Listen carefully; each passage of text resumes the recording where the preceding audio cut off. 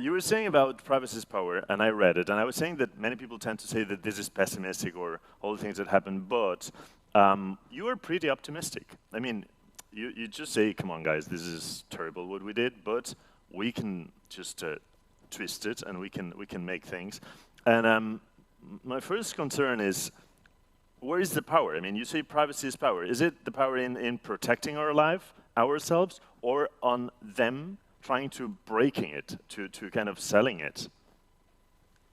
It's both. Power is a game, and the more they know about us, the more the tech companies know about us, the more they can influence our decisions, they can interfere in our lives, and the more we know about them, the more we have a chance at regulating them appropriately and protecting ourselves from them. So data really is what carries the power, and therefore privacy is power, because if we protect our data, that gives us more power, especially as a citizenry, as a group of people. And this today is all about rights, and we talk about the right to privacy. It's part of the Declaration of Human Rights. And there's a reason for why it's there, and it's just incredible that most of the internet is funded through surveillance. Most of the internet is funded through a system that massively violates the right to privacy of all citizens. And we shouldn't accept that, we shouldn't get used to it, and we can turn it around. So yes, on the one hand, I'm very pessimistic in that the scenery is a really grim one at the moment. We are violating rights all the time, and it can have serious consequences. But at the same time, I'm optimistic in the long run, because I think the situation is so bad at the moment that it's unsustainable. Something has to change. Absolutely, and we'll try to elaborate on all this, but I was listening right now, I don't know if you were able to, not to talk, but to listen, maybe you were, listening to Laia Bonet, listening to Carme Artigas, to Cristina, and Carme Artigas, Secretary of State, was pointing out these, well, they all were pointing out this future, fair, inclusive, equitative, that, I mean, we need to create a new future for this. But you tend to say that privacy protects us against unfair discrimination. Many people maybe say, why? I mean, why is that? Can you elaborate a bit on that, just in case someone from home is just saying, why is this lady saying that? I mean, why is it? Of course.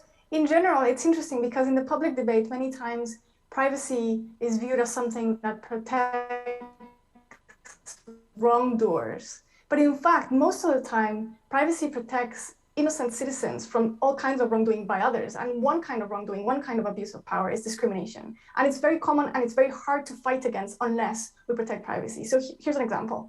So you go on Facebook and you say everything you like. You say you like this music. You say you like this band and going these places and so on. And you think that you're not sharing very sensitive information, but actually companies might use that information to infer very sensitive things. For instance, your sexual orientation or your political tendencies. And let's say you apply for a job. Let's say you apply for a job at a tech company or a big company or a bank, and those big companies buy your file from data brokers. Data brokers are companies that want to have a file on every internet user, and that file can contain anything from your social media activity, your browsing history, your purchasing power and your purchasing history, medical records, educational records, all kinds of things. And let's say that an employer is faced with two candidates. They're both really well suited for the job, but one of them, it turns out, that has a religion that the employer doesn't like, or has a sexual orientation that the employer disapproves of, or has a political opinion that the employer doesn't like. So, there's nothing to guarantee us that they won't use that information against you, because it's very hard to police. If you were to complain and say, why didn't I get the job? They can always say, well, there was somebody else better suited, or we thought that they would be better for the culture in the company. So as long as they have access to that data, they can discriminate against you and you will never know about it. And if you suspect it, you will never be able to prove it. So the only way to protect ourselves against discrimination is for employers, prospective employers and governments and other institutions not to know certain things about you that they don't have a claim to know. Your sexual orientation is your own matter. Why would they need to know that? So let's say, I want to get back into that data brokers right now, but just before I jump into another thing, that means that our data is so like easy and cheap to anyone. I mean, I can apply for a job position, or I can go to the bank because I need some money to have my next adventure with my family, my wife, and my baby. And maybe they deny it because they learned something from me? Yeah, it could happen, and there will be no way for us to check on that. That's one of the dangers of data, that it's so invisible, it's so underground. And data also has a very, very explosive combination. On the one hand, it's very cheap, so you can buy somebody's credit card number for just a few euros. On the other hand, it's very valuable. If you have enough of it, you can become a billionaire. So it's cheap and valuable, and it's incredibly sensitive. It's incredibly dangerous, because knowing certain things about someone can make you access their lives in ways that you shouldn't. Like, for example, committing identity theft and pretending to be someone else because you know their data. So this combination of data being cheap, valuable, and sensitive is really, really very dangerous. Okay, but then let me just twist a bit what you were saying. You talked about millionaires, you talked about data, we talked about controlling our data, and I just remember a couple of years ago, I think it was just before the pandemic, the governor of California, Gavin Newsom, he was just saying that we should, or he was asking to the big tech companies about the data dividend, so that they would pay us in exchange of our data. What do we do then? Yes, this is an attractive position for many people, the idea that we should be our own data brokers. Instead of having middlemen, we can sell our own data directly or have a dividend. And I think this is very misguided. For one reason, you will get cents. You will get very, very little because, as I said, like, data is cheap, it's valuable, but it's only valuable if you have a lot of it. And individuals will never have a lot of it. So that's one way in which the asymmetry between tech companies and citizens is dangerous. So you will earn very little, so little that it's not worth it, but you will make them billionaires. And that's a problem. But secondly, there are all kinds of reasons for why we shouldn't think about personal data as private property. If I sell my personal data, say I sell my genetic data, I'm selling the data of not only my parents and siblings and children, but also very distant kin whom I've never met, but who could get denied life insurance or who could get deported. This has already happened. It's not even hypothetical. So what moral authority do I have to sell my data when that data contains data about other people and has consequences for other people? So in the Cambridge Analytica example, only 270,000 people sold their data for about $1. But why do they have the moral authority to do that when that data gave the firm access to 87 million people's data? And with that data, they created a tool to profile voters around the world and try to interfere with elections. So we shouldn't think about data as property. Well, actually, there is many, let's say, health insurances that just make you a discount. Let's say, in case you wear one of these watches, and they can just listen if you're active or not. So, in a way, we are, let's say, we're exposing the most vulnerable. So the ones who can pay it say, no, you don't access to my watch. And the ones who can't, or say maybe 5 or 10 euro can be a good deal, they sell it. So again, we are towards the most vulnerable ones. That's true. And there's always been a history of privacy in which the rich can buy privacy and the poor can't. But to warn the rich, privacy has become so important because we have never had the ability to have so much data, and we have never had the ability to analyze that amount of data. So it's gonna come back and bite them, bite the rich and bite society, because the data from poor people who cannot afford to buy privacy is going to be used to infer things about everyone else. So say somebody who's very similar to me, but whom I've never met, sells her data. But let's say that we share psychological traits.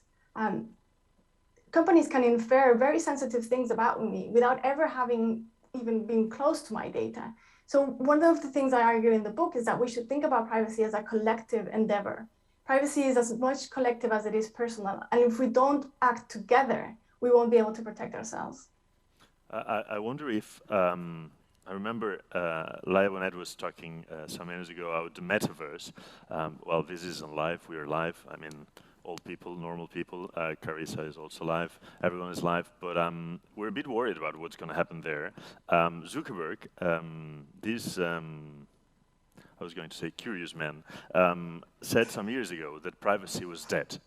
And then, after some years, he said that the future is private. So it's kind of blowing mind. But if we think on that, and also connecting it to a thing what Karma was saying, I don't know if after the pandemic, the surveillance capitalism is worse or not. I mean, we are all addressing or trying to address this, but did the pandemic didn't play like it was not a good thing for us?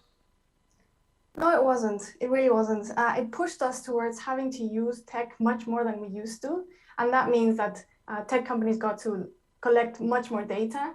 It again used an argument that is very old and has been used many times and will be used in the future, that in times of crisis, we just need people to give up their civil liberties without questioning and without asking whether it's actually necessary.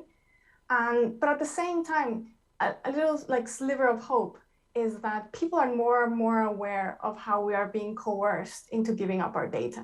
So I think maybe 5 years ago, many people would have said, well, you're choosing this. If you don't want to use Facebook, then don't use it. But today it's crystal clear that we're not choosing this. That in order to be full participants in our society, in order for our kids to get education, in order for us to have a job, we need to interact with these platforms. We don't have a choice, and the terms and conditions are not negotiable. So I think that awareness makes people a little bit more likely to resist abuses and to be a bit skeptical of big tech, which we weren't a few years ago. And I'm also very worried about the metaverse. You mentioned how Zuckerberg had said that privacy was dead in 2010. Meanwhile, he was buying the 4 houses around his own house so that he could have privacy. So yeah, he wanted privacy to be dead for his users, but not for himself. And that we can even think about trusting a company like Facebook that has betrayed users time and time again to develop something like virtual reality is really scary. If you think about the data that is collected today, which is reams and reams of data, just imagine what they can collect if they have sensors all over the place. Just to give an example, if they track your eyesight all the time, they can infer things about your psychology, your cognitive abilities, whether you might be getting Alzheimer's, and they can infer your emotions, they can infer your identity. It's so sensitive, and we have to make sure that we have the rules in place so that when that technology gets developed, we're safe. And at the moment, we are not safe. I don't remember, Carissa, if I read it in the book, 5%, or if it was reading some interview from you or whatever. But I remember you explained that you started looking at the privacy thing when investigating a family matter and listening to Edward Snowden. When everything happened with Snowden, you realized that there was a big thing here. I wonder if with Franz Haugen right now in Europe and in America, the whistleblowers, they say that this person who was working on Facebook and now is just clarifying what we could say we already knew. How do you feel in front of that? And I don't want to sound pessimistic here because we were saying Europe is doing a great job in terms of regulation, but according to Corporate Europe Observatory, the lobby, the tech lobby, let's say, is the most powerful in Brussels, investing $100 million or euros, I don't remember, right now in the lobby.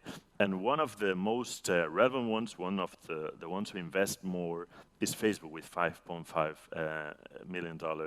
Google, I think it was 5.8, and Microsoft 5.3. Is there anything we can do, or?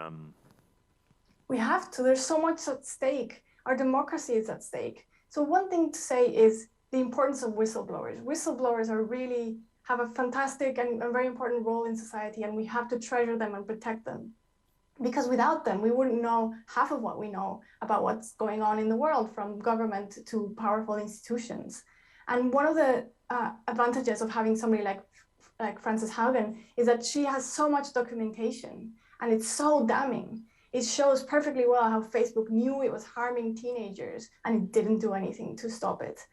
And in terms of Brussels and lobbying, this is a huge concern. It's partly a result of the power that tech companies have been able to amass thanks to our data. So if we didn't give them our data, they would have a lot less power, a lot less money with which to buy political clout. And it frustrates me that we tend to think about innovation and technology as something that has to be physical or software, it has to be digital. But actually, the most important technologies in our history have been political technologies. Democracy is the most important technology we have come up with. Yeah. So when Europe thinks about itself, I would like it to think about itself as a region that is really at the cutting edge of technological development in terms of regulation. Regulation is a kind of power itself. Not only tech has power, we have power partly through regulation. And I think that Europe is very wise in being at the cutting edge of that, and that we have to push forward, because clearly something like the GDPR was a historical achievement. It was fantastic and super important, but clearly it's not enough. Okay, but you said Europe is wise. We all agree. But what about the let's say the role of the diplomacy in this type of issues, important issues for the society? I mean, how does Europe manage these rights, but at the same time treat with different perspectives, like the one set by the US, or like the one in China, which is getting every time closer and closer with more of our society using Chinese products with kind of other rules? I don't know. How can we manage all that? It's going to be a challenge, and diplomacy has never been more important. Maybe the last time that it was so important was during the Second World War or after the Second World War. And we need that kind of alliance again. We need to rekindle our democratic alliances, in particular to the United States. The United States is very important for them to pass a federal privacy law. It's just incredible that it's one of the last developed countries that doesn't have one. And it's going to be very important for us to agree on three things. How do we regulate data? How do we regulate AI? And how do we establish minimum cybersecurity standards? Those three things are so urgent. And I'm happy to see that Biden, in contrast to his predecessor, is trying to rekindle those alliances. We should take it seriously. And it's going to be very important for democracies to join forces against this view of technology as an authoritarian tool, like China is using it. And in particular, we should be very careful in trying not to beat China at its own game, because it wouldn't be a victory for the West. Instead of trying to do technology exactly like the Chinese are and kind of enhancing surveillance, we should be walking away from that model. We should be walking towards our democratic and liberal values. And that means protecting privacy. So if China is exporting surveillance, which it is, it's exporting cameras to around 150 countries, which is incredibly dangerous because it gives China access to a lot of data, and it gives China the possibility of turning off a city if it owns the smart sensors and the smart city itself. So if China is exporting surveillance, it's our job to export privacy. It's our job to develop technology that protects people from the surveillance that China is exporting. And for that, we need an alliance with the United States and other democratic countries.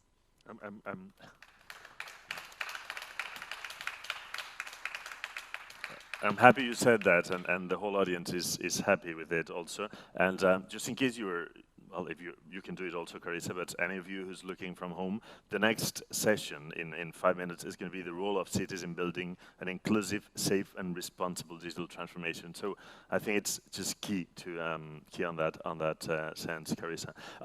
You said in a recent interview that we need to send a clear message to our governments and ask them to protect our privacy. Many people who's not, I would say, so informed, so connected to these issues, tend to think that this only happens in dictatorships, the fact that they spy you or all these issues with privacy. But what I wonder is more, let's say, anthropological thing or sociological thing. If privacy is clearly in our offline lives a human right, if we don't give certain information to certain people, if we preserve it, if we protect it so much, why is it so hard to understand that no one can undermine it in digital? It's been a combination of things, but one reason is that tech companies have been better at creating narratives than they are at creating tech. They're geniuses at creating narratives, and they sold us the narrative that privacy was something that we didn't need anymore, that it was something appropriate for the past, but that we didn't need it anymore. Clearly, that is very, very wrong. But from the time they sold us that narrative to the time we realized it wasn't true, decades went by, and the system is very entrenched. But that doesn't mean we can't change it. Just think about the history. Think how we've changed things from banning child labor to introducing 8-hour work days and weekends and voting for women. And there are all kinds of things that we've done that didn't seem remotely possible at some point. So we can do this and we should do this. The stakes cannot be higher. And if we want to enjoy a liberal democracy in the following decades, if we want to leave a democracy for our children, we better protect privacy fast. I remember when you were saying that the social networks did very well. This is a really personal story, but I teach to American students as an associate professor for New Haven. And 3-4 years ago, I asked them, how many friends do you have in Facebook? I always make that question. Well, not in Facebook now, but 3-4 years ago, I was in Facebook. And they were insisting they had more than 1,000 and 2,000. And I had to clarify, okay, guys, I mean friends, real friends. How many friends do you have? 1,000, 2,000? No, real. Of those 1,000, how many are real? I mean, how many would you give them money? How many would you go with them anytime when they call you and they have a problem? 1,000. So they probably did a good job because in a sociological way, they even twisted that, which is terrible. I actually have to say that they don't think that way nowadays, but it was worrying. Another important thing, and I want to, well, I have so many things I wanted to ask you, but I would like to really, maybe it's an easy, stupid thing, but many people tend to say, I don't care. I was thinking of my students when you were saying that. I don't care. I mean, what do they want to spy on me? I mean, I'm nobody. Nobody knows me. I'm not famous. I'm not popular. So I don't care. What are they going to do with that? Can you just, and probably going back to what we did at the beginning, talking about those data brokers and all that, why is it so important to protect our privacy, our life connected to human rights? So one easy way to do it is tell them, okay, if you don't mind, then give me your password to your email and your accounts. And most people will say, no, thank you. And then you can ask them, okay, why not? If you really don't care about privacy, right? And the reason is you can only sincerely say that you don't care about privacy if you don't care about being humiliated, extorted, having your identity stolen, and losing your democracy. If you care about any of those things, then you care about privacy, whether you know it or not. So one reason is, even if you don't care about yourself, presumably you care about your children, your partner, your community. And that's enough reason to protect your privacy. But if you care about yourself, which most people do, nobody wants to have their identity stolen. That's a nightmare. It can take you months and thousands of euros to defend yourself in courts. Nobody wants to have their money stolen. Nobody wants to be publicly humiliated. Nobody wants to be extorted, and nobody wants to be discriminated against. So those are just like easy ways. But more generally, I think we have to be very mindful of how technology is not neutral. It just isn't. A gun is made for something in particular. It's not made to cook, right? Technology has certain assumptions and certain objectives in place. And surveillance technology is always tied to control. Surveillance leads to control. So even if you think that, this is just important in authoritarian countries. No, it's not. First of all, we are risking sliding into authoritarian tendencies. But secondly, you can see how, for instance, work relationships are changing. Before we had email and before we had smartphones, your work ended at 5 p.m. or 6 p.m. and you didn't hear about your boss until next morning. Right now, we're more and more being controlled outside of work. There's this kind of work encroachment tendency that is shrinking the private sphere. So many things are shrinking the private sphere, and that's bad news for democracy. So one of our goals, one of our objectives, one of our missions is to protect the physical, tangible world. Again, talking about virtual reality and this push that Zuckerberg is trying to do. I don't even want to mention the word. I just get choked on the word that he uses. We have to protect the tangible world, our physical relationships. Being able to go into the woods for a walk with a friend and have nobody listen to that conversation and have nobody know where you are. Okay, Carissa, let me ask you. I'm going to ask you an effort because we only have 1 minute, and I would love to be 30 more minutes talking about lots of things. But you were saying about these goals, and the problem I realize it's that there is this little, let's say, thin line. We're in it has both sides. Even in the cities, even as we were saying before, there is a very positive thing of technology that can help a lot, can prevent security. There are lots of things. That's probably why it's so difficult to address certain things, because the line is so thin. So, for example, let's say the ADMS, automated decision-making systems. They're great for some things, but be careful, because you can maybe take some decisions, a machine can take some decisions which are not correct. But the last question, it's an easy one for a minute. How can we kind of bring moral or ethics to an algorithm? I mean, how can a human code that? Because that depends a lot on the human who codes it, or on the amount of humans who codes it. So which is the good one? How can we make a universal good one? We can't. Ethics is about human beings, and it's not codable. It's not, you cannot transform it into simple rules. So that's why we have to remain in control and make sure that the algorithms are nothing but a tool, because that's what they are. They're a sophisticated tool, but we are the moral agents, and we are responsible for the tools that we create and that we use. Absolutely. Thank you very much, Carissa. It was so great to have you. Carissa Véliz, in case you didn't know about her, she's a researcher, philosopher, and writer for the Institute for Ethics in AI at the University of Oxford.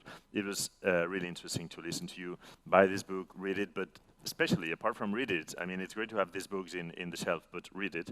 And apart from read it, practice what it says at the end. There are some great recommendations on how you can turn your life a bit safer, how can you protect your life and get back your privacy to yourself. The good thing is that all this data tends to be very valuable when it's recent. So if you change it, you'll be safe very soon. Thank you, Carissa. It was great having you. Thank you. Thank you for inviting me. It's been such a pleasure. Thank you for having me. Great. Thank you.